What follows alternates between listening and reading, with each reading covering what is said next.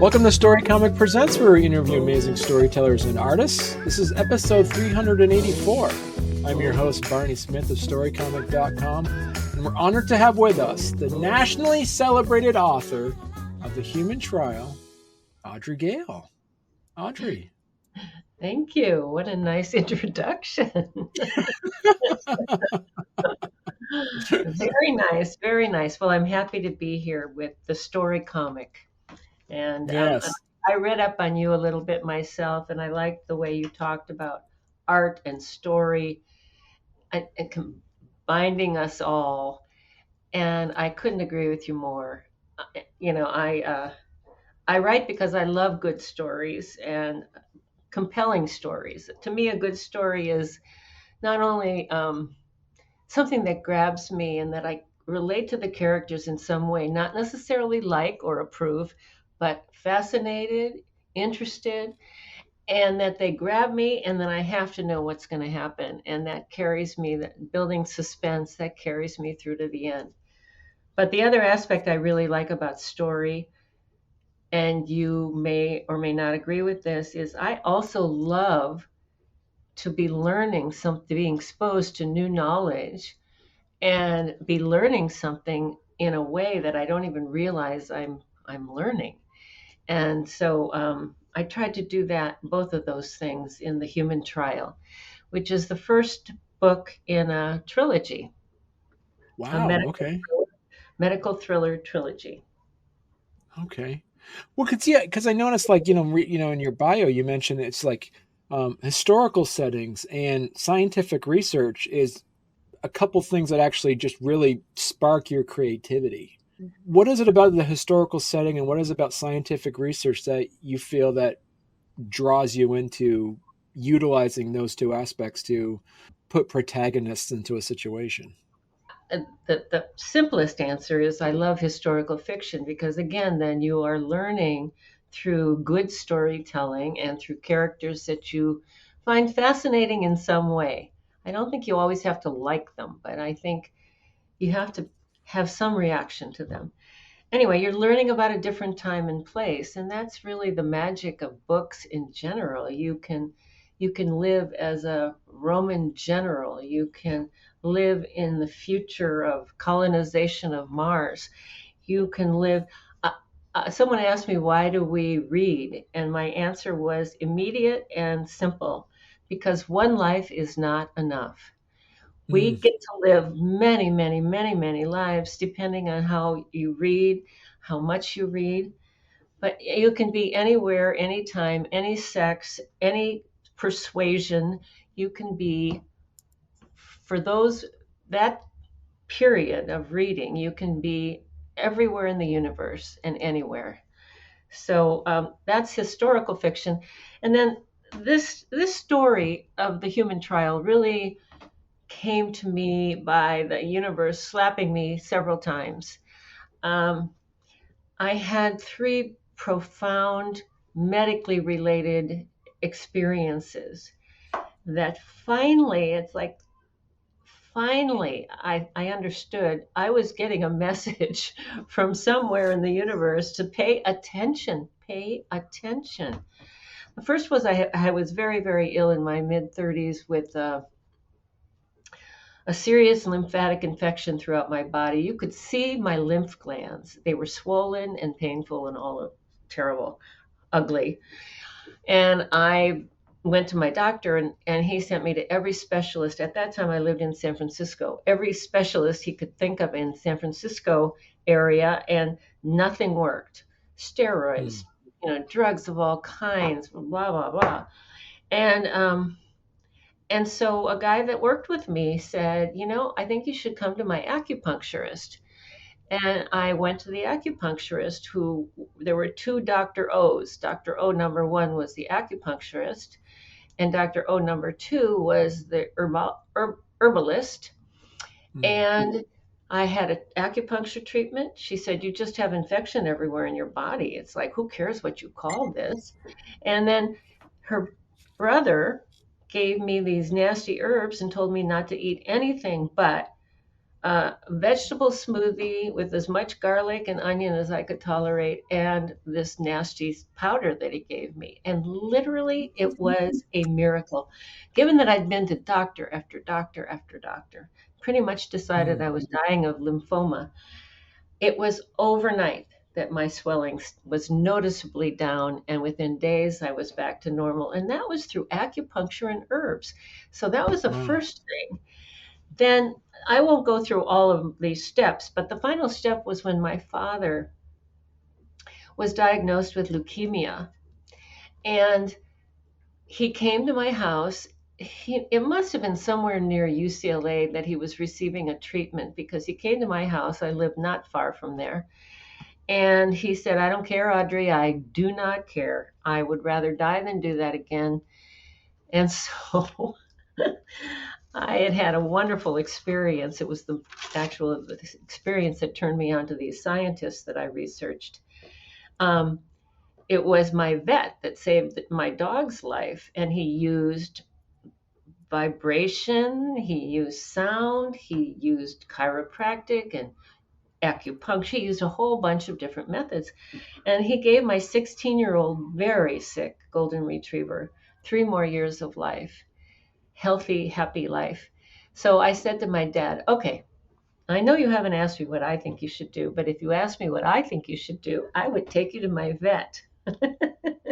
And my dad, being my dad, so open minded, he said, "Okay, what have I got to lose?"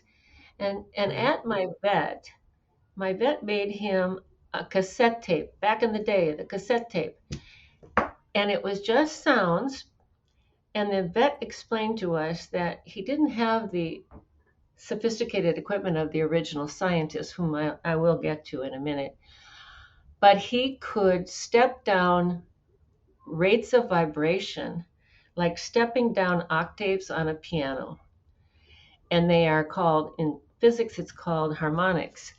And so they are harmonically related. They are the same basic frequency, but at lower and lower levels until you hit the auditory range. So that's what he gave my dad. My dad listened to that tape night and day and immediately started to feel better. So I think there's something about just harmonizing your body that's in this. But he went back to his MDs, as I had when I had the acupuncture, and they said, "Wow, damnedest case of spontaneous remission they'd ever seen." And Wow. my I know, it's just like a miracle story. And my dad died some years later of pneumonia. He did not die of leukemia. So that was the third slap from the universe. I decided I had to pay attention, and I started researching the two original scientists. One was an MD in Los Angeles, and one was I don't know, physicist.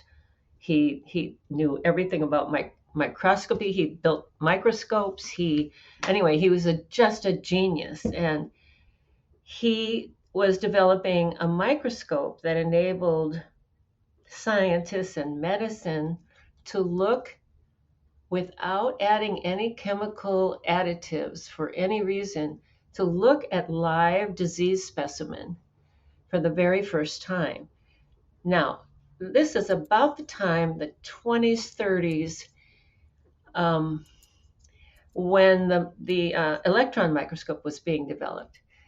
But it had the same problem that even today microscope studies have, in that the microscopes are so relatively weak to the one that this scientist was able to develop, that they add chemicals and baths and so on to make the specimen, the microbes they're trying to study, more visible. But the bad news is, just like with bombarding electrons, which changed the shape of the cells of the microbe and eventually broke down cell function. It the chemicals did the same thing. They changed the shape and cell function, and the microbes were killed. So science was looking for something that they had just eliminated. So it was the first time in the 1930s, I believe, at least in my research, that medicine and science had looked at living microbes from diseased samples, from basically terminally ill patients. So that might have added some aspect to it. Anyways, they then went on to discover, kind of, I don't know exactly how, I assume by accident, that if they could recreate that exact frequency that that microbe was vibrating at, it killed just the microbe and left the rest of your body untouched. So that's what was happening. My father's sound therapy, vibrational therapy, frequency therapy, it overwhelmed the microbes of his disease, and nothing else was touched. So he lived quite happily for another 4+ years. Talk to us about how you developed the protagonists in the human trial. Yeah, okay. So Dr. Randall Archer is my main character. And I felt like because of the time frame in the 20s, the 1920s and 30s, that it was not realistic to have, I do have an important female character, but it was in the world of science, it was very unusual back then. So I had a young man, and he starts out on the wrong side of the tracks in Pittsburgh, Pennsylvania, steel country, and he comes from a very rough family and a very rough beginning. But he is absolutely brilliant, and his high school counselor knows of his brilliance and has a connection and gets him a full ride scholarship to Harvard, where he goes through undergrad, medical school, and he even goes on to a specialization in pathology, which was obviously related exactly to what this science is about. So that's so here is a guy from the wrong side of the track going to Harvard, and Harvard, as you know, has lots of people from the right side of the tracks. So especially back in the day, he never, I think the whole trajectory of his character arc is he always was searching for a place where he could fit in and feel comfortable. And I'm afraid that that was pretty impossible for him. But meanwhile, he's meeting all of these really smart, really privileged people at Harvard, and he ends up working with another Harvard scientist. This one is a physicist, which also relates to the underlying science, which is really about quantum physics. So the two of them partner up, and the physicist is developing the microscope, as is true in true real life in my research. And they find out what the scientists found out, the real scientists. They found out that each disease had a unique frequency. The microbes had a unique frequency. And if they could recreate that frequency, they could kill the microbes and leave everything else untouched. Um, so, what happened to those scientists was not a very happy ending. But in my story, it's kind of mixed. But also, what happened to the real scientists is all of their work was confiscated. The microscopes were confiscated. No one has ever been able to duplicate those original Rife microscopes, and the world has suffered a big loss because of it. A lot of unnecessary suffering, uh, disease, death, and they were really onto something. They did their story pretty much ended with their human trial, so the name is even based on my original research. So they did a human trial. Their scientific basis of frequency and or vibrational therapy was 100% effective, and you know, and then established medicine, especially in the time frame of the Great Depression, was not very welcoming. Let's just put it that way. And it all was pushed under the carpet. It has not been known until very recently. Well, hey there. If you're enjoying our podcast, don't forget to subscribe on YouTube or leave us a 5-star review on your favorite podcast platform. Your support means the world to us and helps us keep this show going. We love hearing from you, so any feedback is welcome. And thank you for being a part of our podcast family and for all your support. It truly means a lot to us.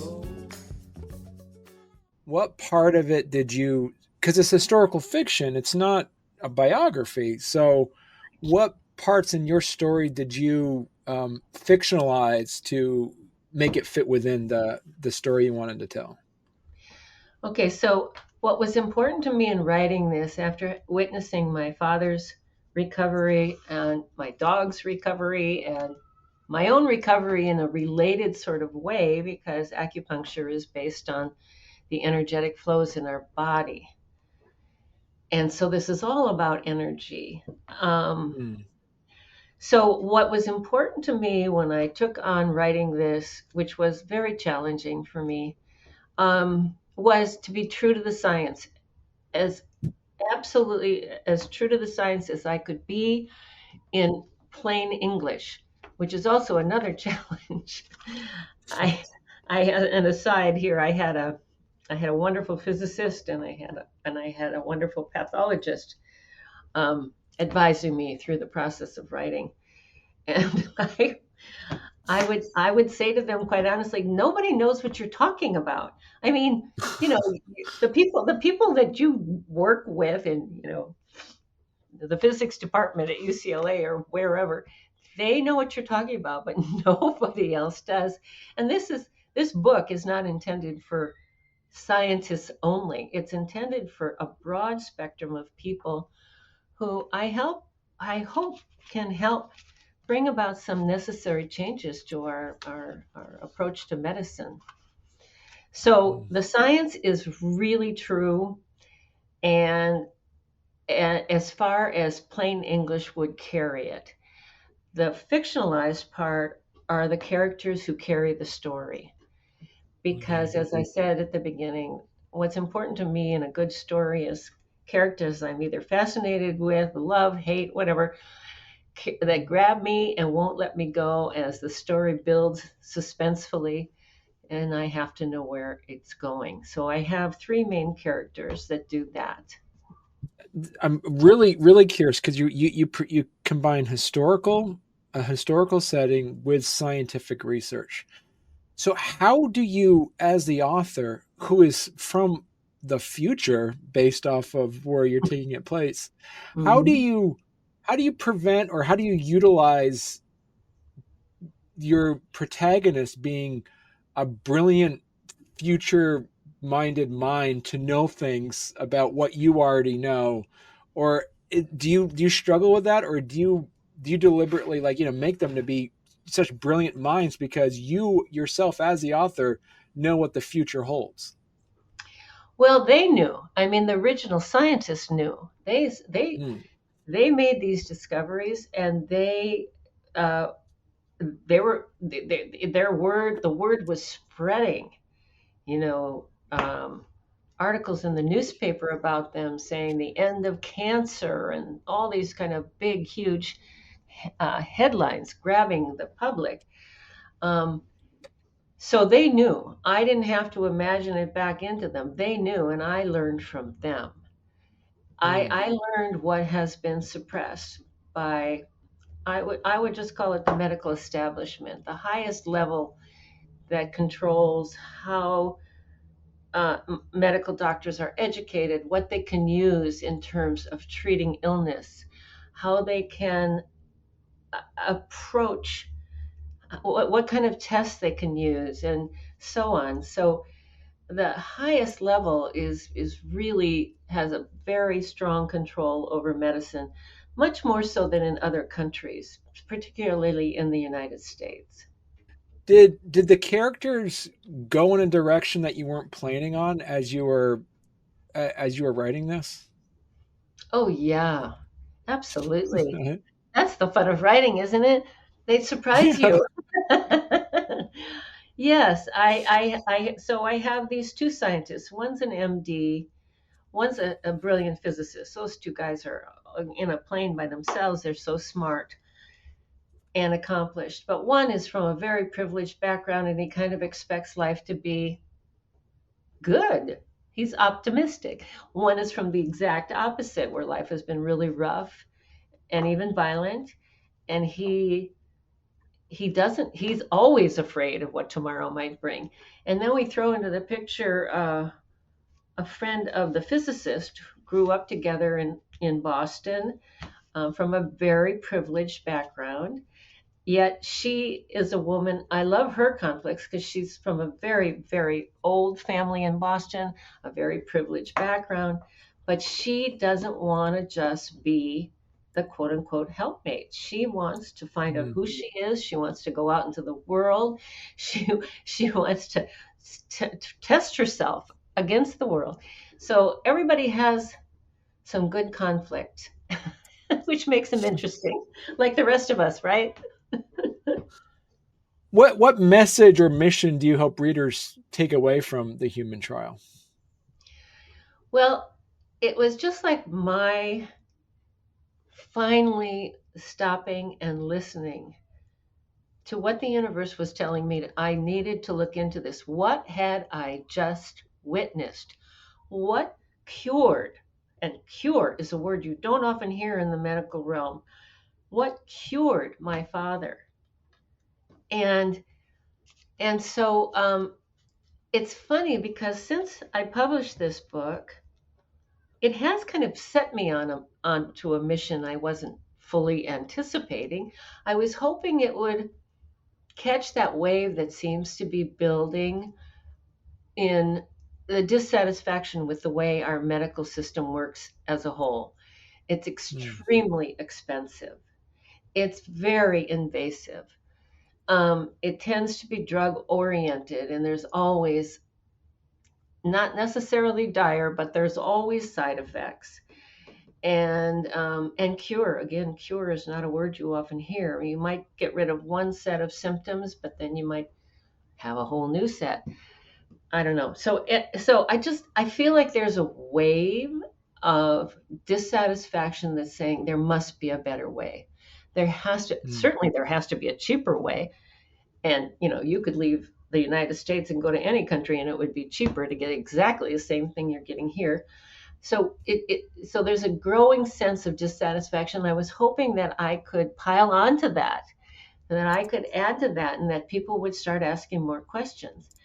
And but since the publication, I started doing a series called my speaker series, where I've been bringing people from frequency healing, acupuncture, chiropractic, as functional medicine, all these experts, even a PhD in psychology from Columbia. I've had all these people on talking about how they approach health. I think the whole idea should be focused on health and longevity, and Mm. um, and so I've had this mission has kind of taken off by itself, and I find myself really happily in the middle of it. Mm. So, can you give us a glimpse into the next installment of the human trial trilogy then? Yeah, it's really on my mind. I've been working, working, working, and oh my gosh. Um, I thought it was going to be a little easier than it's been. So the second installment of my trilogy is set in the 70s. I do like these time frames where the world is kind of on edge. It was the end of the Vietnam War. It was Nixon leaving the White House. It was a whole bunch of radical ideas that was pitting us against our parents and so forth. So I'm moving into the 70s, and there are characters from the first book that make it into the second, but it is mostly a multi-generational family saga. So the story continues. The suppression of the science has continued, and so that's one of the points of it now being the 1970s, and still, where is this information about the vibratory rates of microbes and so on and so forth? And then, because we were all stuck in our homes for a few years during COVID, which is viral related, I thought, well, why don't I just bring it into modern times? So that Mm. would be the third. That would be the third of the trilogy, and it will take place during the COVID era. So, Audrey, if people want to learn more about you and your work, where's the best place that they could go to? Well, I think this thing you have up here, audreygaleauthor.com, would There it be is. it would have a whole bunch of information about not only my current book, but my previous book, which was not a medical thriller as this is, but a legal thriller. It's so funny. I never think of myself as reading thrillers, but I guess I just write them. and and there's lots of information on there about the book and about the science and about me and where we're going. Perfect. Well, Yeah. Audrey, so you're going to have to come on when you have your second book out. Then Oh, the okay. second book to the I trilogy. will not Yeah. forget you said that, Barney. I Perfect. hope it's early in the next year. Right. Okay. Excellent. I Perfect. hope. Yeah, because this book came out. Because this book came out in 2023, right? It came out at the end of 2023, like Right. the very end of September of 2023. Yeah. Cool. So basically, every couple of years or so, you put out a new book. Then. Well, that would be. I'm kind of slow. I'm kind of slow. I have to admit, I'm kind of slow. Um, but that would be a wonderful thing to say about me. So I'm going to say yes, of course. Right. Well, thank you so much for coming in, Audrey. Appreciate it. Thank you very much, Barney. I enjoyed it.